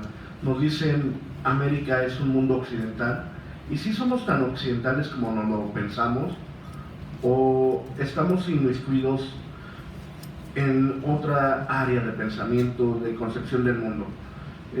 Mucho del pensamiento occidental surge a partir de este monstruo Aristóteles, no monstruo en el sentido malo, sino que era una pléyade, un lucero en el firmamento de su pensamiento, de línea el pensamiento lógico, el lógico aristotélico, y de ahí se va construyendo una serie de pensamiento alrededor del mundo, y que nos dice, en algún libro, no traía la ficha precisa, leía esto que me llamó mucho la atención. Existen dos gemelos en el mundo que se encuentran eternamente peleados y separados. El gemelo, por una parte, que es material, racional, y por otro se encuentra el otro gemelo que es sensible y espiritual, y nunca se han podido reconciliar, ¿no? Esto es algo importante para lo que voy a concluir al final. ¿Por qué? Porque Occidente es racional, materialista, y el Oriente es sensible y espiritual, pero en esa división existe un choque de culturas, ¿no? En donde no se ponen de acuerdo unos con los otros, y tenemos un problema. América realmente queda en medio. América está más cerca del lejano Oriente y está entre Europa y Asia, ¿no? Por un lado el Pacífico, otro el Atlántico, y América tiene su identidad propia, y tenemos que luchar por una identidad propia para generar nuestra propia ideología, nuestra propia doctrina y nuestra propia teoría.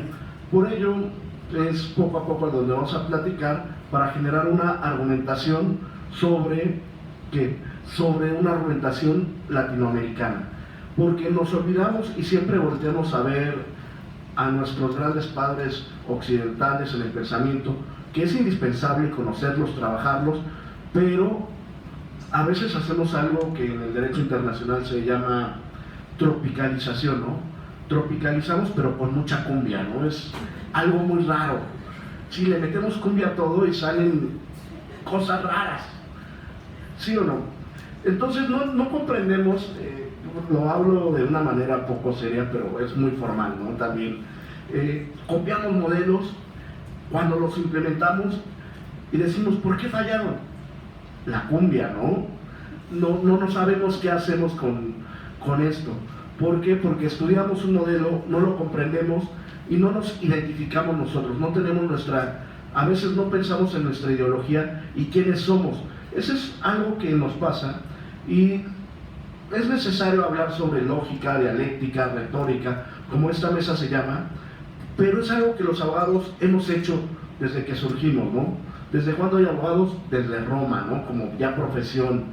¿Desde cuándo los abogados estudian como ciencia? Ahí hay discusiones si existe ciencia del derecho, si el derecho es ciencia o no. No vamos a entrar a ellas, pero una de las grandes ramas del conocimiento que se empezó a estudiar de manera sistemática, metódica, como ciencia, fue el derecho. En la Edad Media, en el surgimiento de las universidades, la teología, cualquier persona como ustedes que quisiera obtener un diploma universitario, solo había 3, 4 ciencias que se podían estudiar: medicina en Salerno, derecho, teología, filosofía. Pero previo, antes de estudiar en una universidad, tenías que obtener el diploma de bachiller, y en el diploma de bachiller te garantizaba que tú tenías que dominar las 7 artes liberales, y en particular, si querías ser abogado, tenías que ser maestro en el trivium, ¿no? Gramática, retórica, dialéctica. Entonces, el abogado era la herramienta que tenía el estudiante de derecho. Después surge el redescubrimiento de un libro del Digesto, el Corpus Juris Civilis, denominado en la Edad Media. ¿Y qué hacían los maestros? Utilizaban un ejercicio dialéctico, utilizaban el método de la quaestio de Pedro Abelardo para estudiar y argumentar y hacer trabajo discursivo. Durante muchos años se trataba de resolver los problemas por medio de la dialéctica y la quaestio para poder hacerlo. Pero ¿qué pasó en ese inter de 1200, partidos de güelfos y gibelinos en la Edad Media, y hasta llegar, voy a dar un brinco terrible, hasta la Revolución Francesa? ¿Qué pasa con Napoleón Bonaparte? El Código Civil, ¿no? Esta idea del codificar no es auténticamente continental, surge en la Gran Bretaña con un genio, Jeremy Bentham, que dice, y empieza a estudiar, era un genio. Busquen la vida de Jeremy Bentham, se van a divertir. A los 4 años era un genio en el violín, a los 14 doctor en Derecho, y cada vez que pienso eso y me veo en el espejo, digo, me estoy sacando el cerebro, ¿no?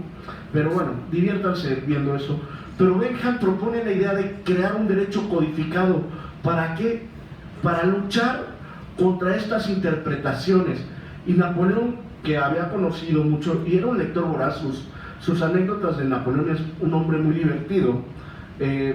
Cuentan, y esto es importante, que era un hombre de salud débil, pero con un carácter muy férreo. Entonces, él era un lector voraz, y sus amigos lo iban a visitar y le llevaban libros, y se enojaba porque nunca eran suficientes.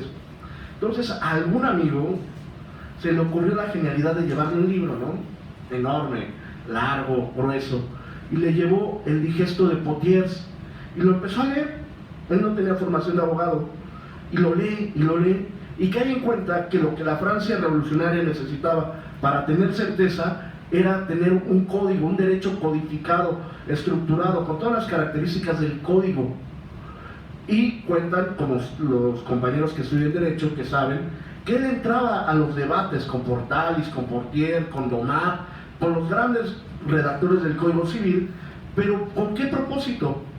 Para afinar detalles del derecho contenido en el Código Civil. Y esto es muy importante porque cuentan que en los primeros artículos del Código Civil había un capítulo entero dedicado a la argumentación y la interpretación del derecho, y que de un tintazo lo quita Napoleón, porque él decide que lo que Francia necesitaba no era argumentar, no era interpretar, se tenía que aplicar el derecho, y por eso surge la exégesis francesa sobre la interpretación y aplicación. Y la célebre frase que muchos alumnos y maestros conocen del derecho, de yo no sé, los abogados y jueces decían, yo no sé derecho civil, solo conozco el Código Civil.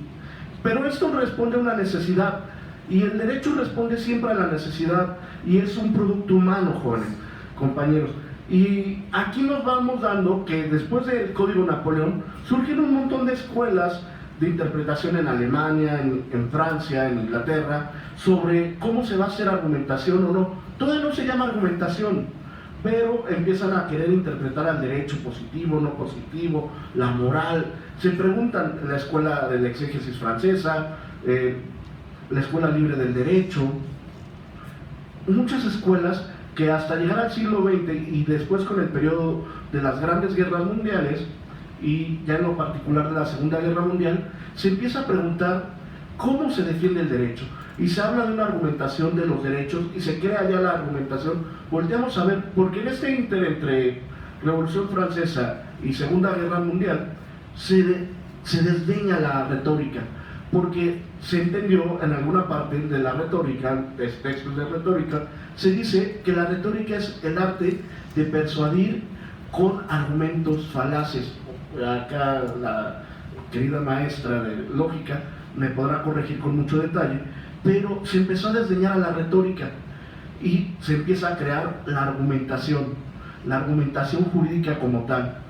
Y ya hay una labor argumentativa, se habla sobre los derechos humanos, la Carta de Naciones Unidas y después la Carta de la UNESCO, que hablan, y si lo leen es una cosa muy interesante.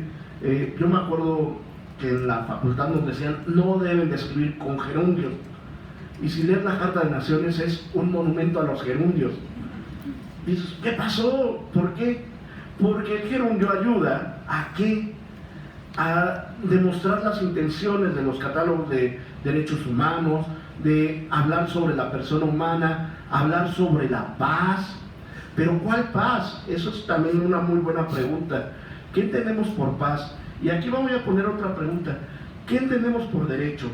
¿Y qué sabemos? Es más, si les pregunto a cualquiera compañero aquí presente, ¿qué es justicia? Me van a recitar una célebre frase, y hasta en latín para adornarse bien. Pero, ¿en verdad eso es justicia? Yo entré con esa duda el primer semestre y tengo 15 años estudiando el derecho y sigo con la misma duda. ¿Qué es la justicia? Por ello, después de este ir y venir de ideas, aunque espero que haya sido un poco más ordenada de lo que me está pareciendo en la mente, las Naciones Unidas surgen con la Carta de Naciones, se habla de los derechos humanos, de la protección, de esta idea de argumentar. Europa hace su labor argumentativa, mientras que América hace otra, pero en este ínter nos hemos pasado de que le tenemos confianza solo al juez. El caso del Código Napoleón, quería hablarles de Balzac, que es también muy divertido, pero en otra ocasión será, que confiamos tanto que el juez lo limitamos por la interpretación. Bueno, creo que sí es necesario para redondear mi idea. Fíjense, Balzac es uno de los grandes de la literatura francesa, y un dato muy curioso es que Honorato de Balzac era abogado, al igual que muchos de nosotros aquí presentes. Su papá era un funcionario del régimen de los Luises, es decir, eran conservadores. Y algo muy interesante, en la Francia prerevolucionaria, ciertos puestos públicos, así como privados, se vendían al mejor postor, ¿no?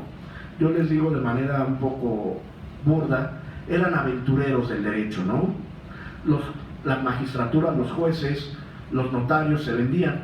De hecho, Balzac era abogado y su padre le dijo, vendo parte de unas casas que tengo, una hacienda, y te voy a conseguir una patente de notario. Obviamente, ¿cómo funcionaba el derecho en esa Francia prerevolucionaria? ¿Qué pasaría si ustedes compraran la patente de jueces? ¿Qué es lo primero que harían?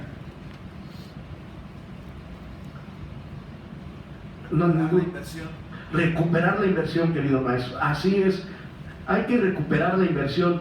Entonces la justicia es una aventurera, ¿no? Porque vende caro su amor.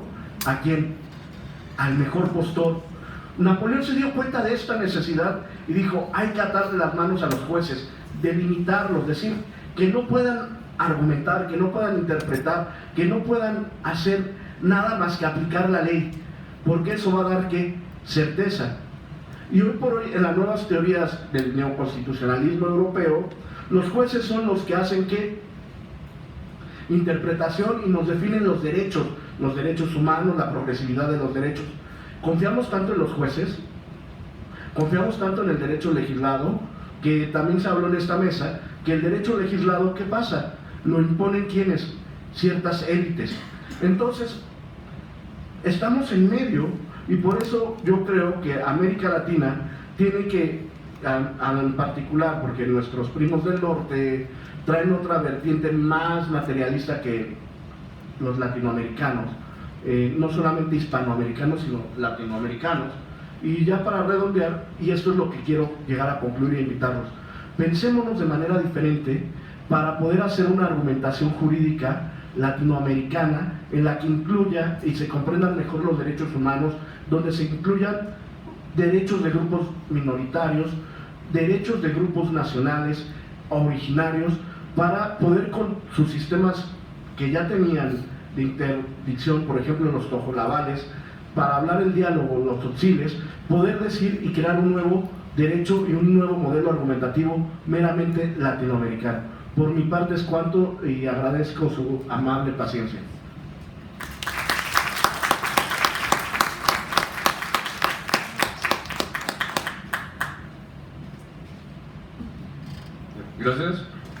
Gracias maestro. Y bueno, vamos a abrir una sesión de preguntas, respuestas. Si hay alguien que quiera hacer también algún comentario, pues adelante. Se escucha su voz.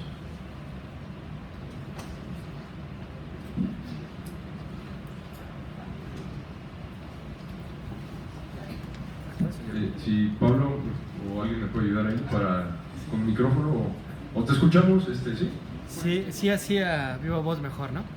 Bueno, primero que nada agradecerles la presentación, un poco como decía Iván y lo comentábamos en algún momento, la intención era generar precisamente diferentes visiones sobre un mismo problema.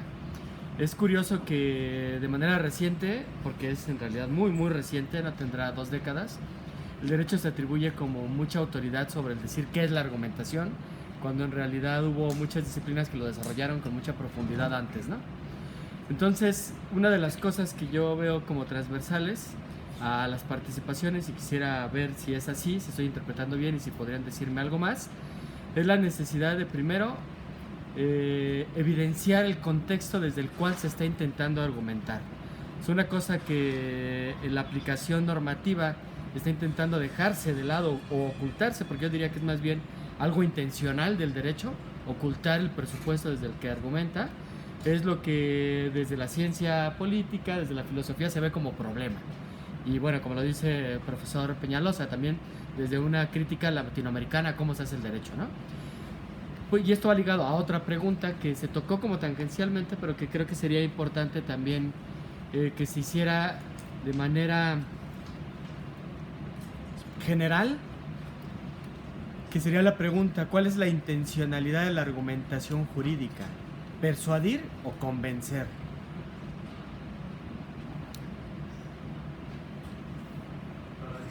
Para todos.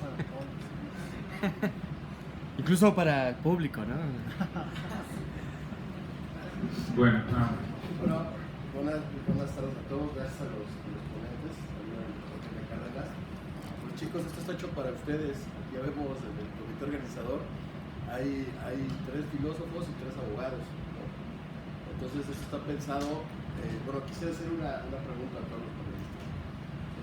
Hace 20 años, cuando yo estudié mi alma mater aquí en la Facultad de Derecho, la carrera, los maestros, espero que haya cambiado, pero los maestros no tenían mucha idea de lo que era la lógica y se concentraban en lo que era el foro público. Algún día ustedes, muchachos, chicas, chicos, tendrán que pararse frente a un juez, frente a un secretario de acuerdos, para convencerlo de su causa, de la razón de su causa, eso que decía la profesora Xochitl.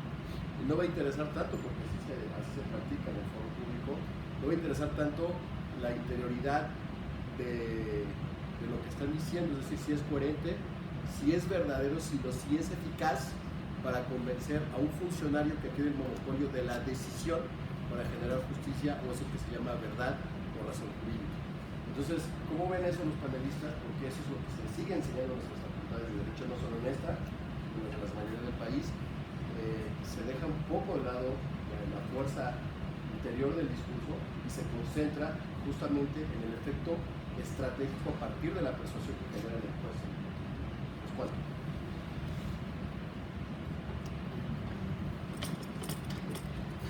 Bueno, una es para el doctor Iván y otra para la licenciada Xochitl. Y usted comentó que se preguntaba si era un asunto de exposición, de interpretación o ético. ¿Es como un conjunto o se tendría que valorar y clasificar dependiendo del asunto? Y para la licenciada Xochitl, muchas veces, no sé si todos, pero por lo menos yo, caemos en las falacias formales. Entonces, ¿qué se puede hacer para no caer en eso? Y si ya se dijo la falacia formal, ¿cómo se podría salir? ¿No? Porque es cierto eso, por lo menos a mí me cuesta mucho esa parte de lógica, ¿no?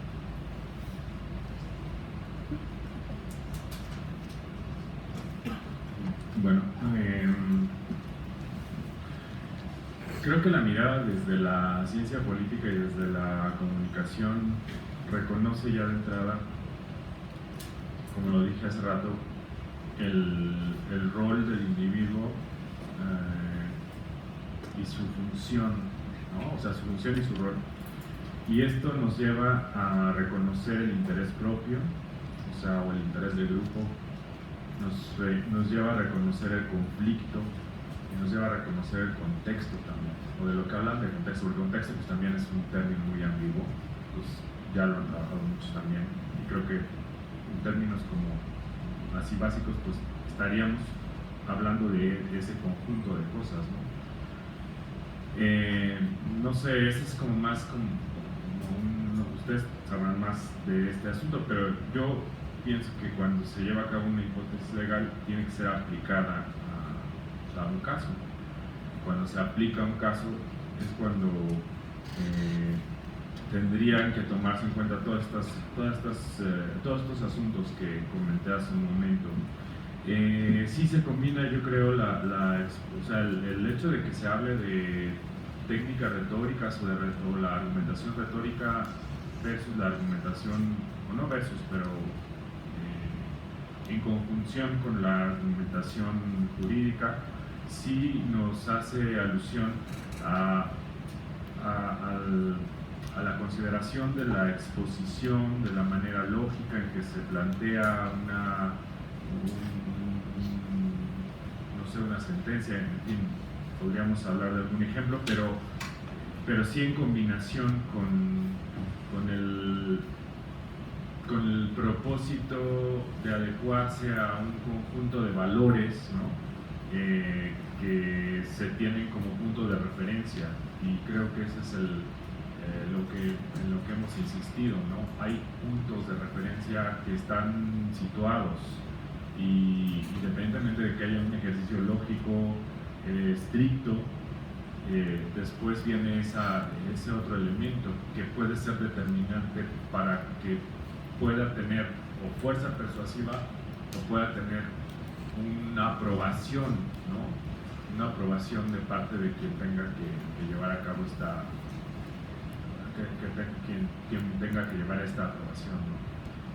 No sé, son algunas de las reflexiones que surgen. Aprovecho que tengo de vuelta el micrófono para agradecer la oportunidad de estar aquí ante ustedes. Y hablando de falacias con abogados es como bueno. Sobre el evidenciar el contexto, creo que es la tradición, no solamente en derecho, ¿no? También en filosofía ahí está mucha la pugna, ¿no? De hermenéuticas, no que mete el contexto, no lo metas tanto, pero ¿por qué? Me parece que sí es una tendencia, pues me parece como muy fácilmente detectable en ciertas conductas positivistas, pero por supuesto que es una tendencia en muchas corrientes, ¿no? Y tiene que ver pues con el análisis y el compromiso discursivo del que te vas a enfrentar.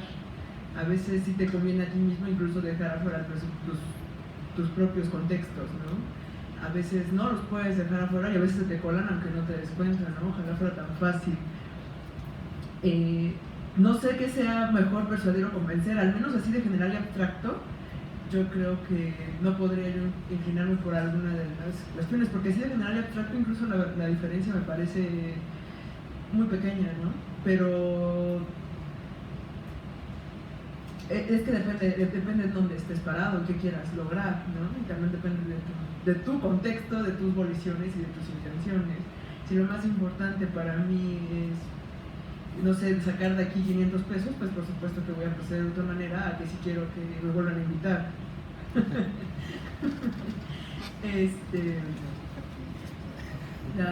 La cuestión de que cómo se enseñaba históricamente derecho, pues no solo así, ¿no? O sea, no solo derecho, sino la escolástica, así siempre ha sido, ¿no? Pues de tajante, de dividir las cosas. Sin embargo, creo que es un error, y justo les vuelvo a recomendar esta película de Negación. Hay una parte que dice la acusada, ¿no? Pero es que ¿cómo les vamos a ganar si nos están dando hasta con el trapeador, ¿no? Dice, nosotros no necesitamos ninguna estrategia porque tenemos la verdad. Y si ganan, ¿no? Spoiler. Pero en algunos contextos sí podemos decir que yo creo que, decía Hegel que el temor al error es el error, refiriéndose a otro contexto, pero creo que también se aplica en este momento, ¿no? Y justo también tiene que ver un poco con las falacias. El querer hacer, y se relaciona con el Karim, querer dividir para evitar el error nos ha ocasionado otros errores, ¿no? Y creo que es momento de que sopesemos los aciertos y los errores que esa forma ha generado, ¿no? Bueno, ya me gusta más la didáctica de la lógica en particular, pero porque creo que es hasta política la diferencia, ¿no? Mi discurso es como más político que analítico. La forma en la que hemos enseñado bien o mal lógica tiene que modificarse en función de los errores, o sea, ya son siglos de los que podemos acudir a reflexionar, ¿no? No es como una práctica que se haya impuesto hace 5 minutos y que no tengamos los casos suficientes como para saber si se hizo bien o se hizo mal. Yo creo que es momento de justo hacer el énfasis crítico y que en particular sobre la enseñanza en las facultades, sobre estas áreas. Alguna vez me preguntaron que cuál era la población más grande en la universidad y yo siempre decía que los estudiantes, ¿no? Y me dijeron que estaba muy mal, que la población más grande de la universidad es la de sus egresados y sus exalumnos. Y yo creo que ya tenemos suficientes egresados como para podernos replantear algunas didácticas y algunas modificaciones a los planes de estudio, ¿no? Es lo que tiene que ver. Lo del conjunto del asunto, bueno, eso ya lo contestó, que pues es particular. ¿O qué hacer en caso de caer en falacias formales? Pues primero que nada no hay que tenerles miedo a las falacias, ¿no? De hecho, pues a veces hay que saberlas usar, ¿no? Yo fui consejera y a veces hay que usar las falacias, ¿no? Porque tienes la soga al cuello, ¿no? Y a veces las falacias te dan espacio. Y está mal que yo diga que es un uso, pero sí te dan espacio de maniobra y de margen en lo que tu interlocutor se da cuenta. Tú ya estás haciendo el argumento válido, pero ese es el compromiso que tienes que tener, ¿no? No puedes tú permitir, si tienes un discurso, si tienes una propuesta, si eres, por ejemplo, en mi caso, que era representante, no me podía yo permitir que el argumento fuerte fuera una falacia, ¿no? Ni mío ni del adversario. Sin embargo, tampoco, y quería hacer la distinción entre un sofisma, que me faltó mencionar, pues que tampoco es como mucho tiempo, entre un sofisma que es sí estamos sobre el tiempo, solo, que es un ardid, que es deliberadamente engañoso, o un paralogismo, que es un error argumentativo, ¿no? Ambas, para las lógicas, son falacias, ¿no? Entonces, no hay que tener miedo, incluso hay que poder aceptar, y hay que tener muy claro nuestros compromisos éticos y saber que es que no voy por la vida vayan por la vida queriendo aprovecharse de los contextos, ¿no? Decía el oráculo, un gran poder tiene una gran responsabilidad. Lo mismo puede pasar con los conocimientos de las falacias, pero siempre hay que tener el compromiso con la verdad como universitarios, pero no tengas miedo a las falacias, y si ya estás ahí, reconocerlo también, replantear, reestructurar. Ojalá todo fuera tan lineal, me lo puede decir el compañero, que puedes tener así los argumentos claramente, decir es una falacia y replantearlo, pero al mismo tiempo, al no ser tan lineal, te permite otras plasticidades discursivas de las que te puedes aprovechar o puedes corregir, no pasa nada. Hay que, te repito, ¿no? El miedo al error es el error. Muchas gracias. Voy a delinear unas ideas que surgieron a partir de los planteamientos de algunos compañeros. ¿Qué es mejor, persuadir o convencer? Ese es un problema que tenían con Lincoln. Lincoln ha sido, antes de ser presidente de Estados Unidos, fue un excelente abogado, tiene fama de que nunca mintió, y una vez con un mismo juez llevó 2 causas del mismo orden, pero iba por la actora y por la demandada en diferente posición, y en la mañana lo convence con un argumento, y en la tarde, que en Estados Unidos en ese entonces trabajaban los tribunales también mañana y tarde en 2 turnos, el juez le dice: es que si te resuelvo a ti en este otro, ¿cómo voy a dejar el otro? Se encontraba en un problema, ¿no?, entre persuadir y convencer.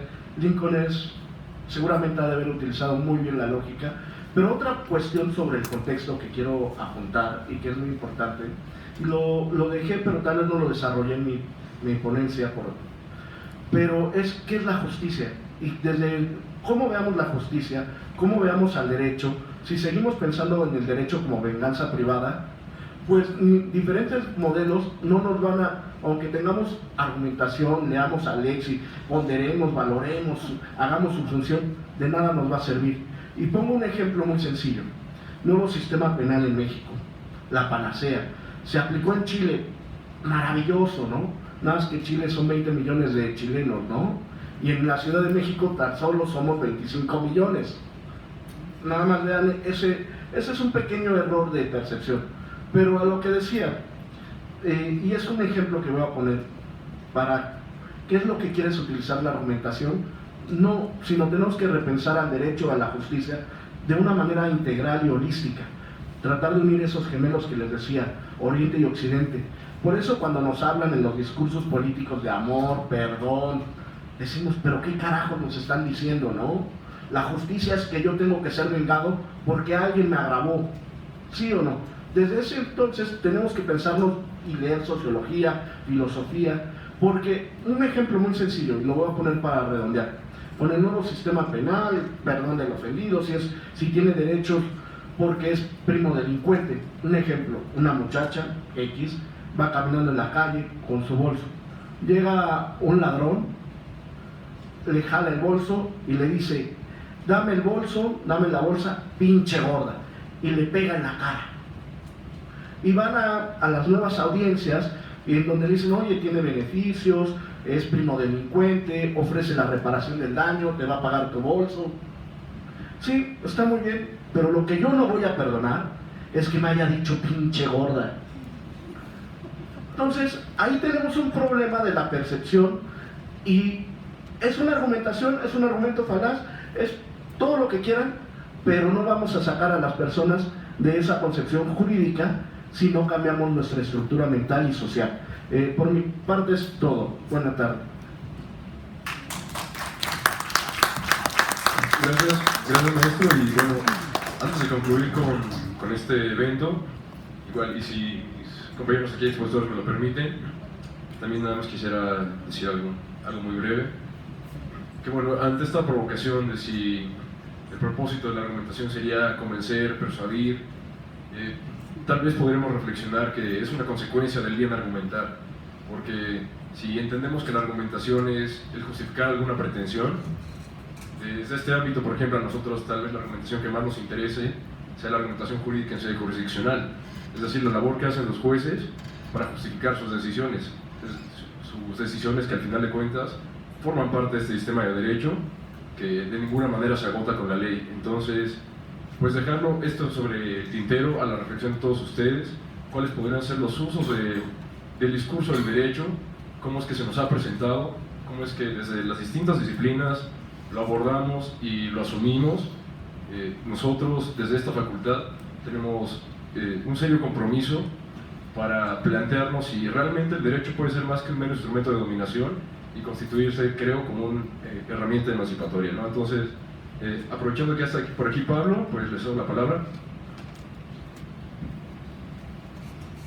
Simplemente para, como ayer fue la inauguración propiamente dicha en Filosofía y Letras, hoy simplemente hacemos el agradecimiento al director de la Facultad de Derecho, al doctor Raúl Contreras Bustamante, al licenciado Benjamín Canela que es secretario de Asuntos Estudiantiles y Culturales, y a nombre de todos los convocantes, la Facultad de Filosofía y Letras, la Facultad de Derecho, al Colegio de Profesores de Derecho Civil de la UNAM, al proyecto de investigación PIFIL 2017-003, a Crítica Jurídica y a Proyecto Grado Cero, y pues también a nombre de todos los organizadores, el doctor Victórico Muñoz Rosales, al maestro Ángel Gilberto Adame, que es presidente del Colegio de Profesores de Derecho Civil aquí de la UNAM,